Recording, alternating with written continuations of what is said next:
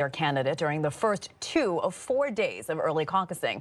That's more than 25% of the total number of people that caucused in 2016. Joining us now to discuss the Democratic race for the White House and the road ahead for the candidates is lawyer and political pundit Jamie Wright. She is live in Los Angeles. Jamie, welcome. Thank you so much. We're excited to have you. So young voters can be a decisive factor in an election that will likely be won by a razor-thin margin. Turnout rates for 18 to 19-year-old voters in Nevada's 2018 election were higher than the turnout rate of older millennials. So, Jamie, what role do you think young voters will play this time around? I think it's going to be the same. I think the key is going to be for each candidate to be clear about their messaging and remember that young voters are not monolithic in thought and we're not monolithic on policies. I'm, for instance, a slightly older millennial, so to speak, whereas my brother is a little bit younger. So I think it's going to be important that they pay attention to the messaging, depending on the age bracket.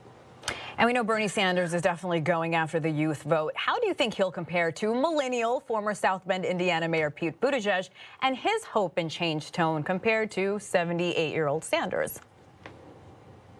I think the challenge with Mayor Buttigieg is simply that the state the place that he comes from lacks diversity. I mean, it's the same for technically Bernie Sanders, but Bernie Sanders has a much broader message about sort of universal sharing and borderline socialism. So it's less Democratic-based focus and more so let's eradicate the system that is oppressing all of us. And I think Bernie Sanders is going to pull out in front of Pete Buttigieg.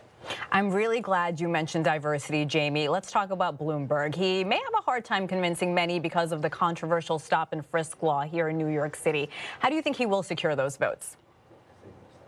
The most ironic thing that I'm hearing a lot of talk on, at least my social media, is that he is capturing a lot of the Democratic African-American politicos. So I've seen a local assembly person come out in support of him, others that are coming out in support of him. I think the key is that he has a long range, i.e. his pockets, that are able to secure some of those votes. And that's just the reality of the thing, especially for somebody like Michael Bloomberg.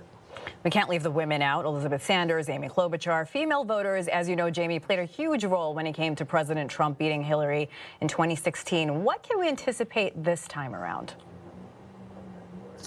You know, that's a really interesting question. I think it's all in the frame on certain things, particularly if there are parents regarding gun reform, regarding abortion, regarding immigration. I think it's all in how the message is framed. I don't think it's necessarily the gender of the candidate that's going to push the message through, because as you remember, a significant amount of white women actually voted for Donald Trump, despite him having some inappropriate statements that had came out of his former years that I'm not going to repeat live on TV, but it really depends on the messaging.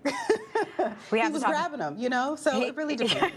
Yeah, we can't forget that. Let's talk about Nevada, of course, holding its caucuses on Saturday. Sanders did very well in Iowa and New Hampshire, but do you think his platform, like Medicare for All, may slow him down in Sin City?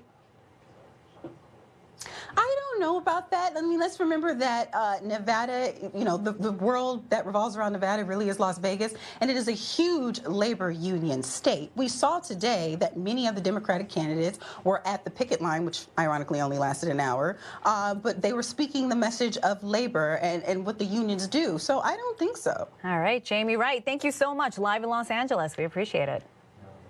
More now on the coronavirus. The death toll now stands at more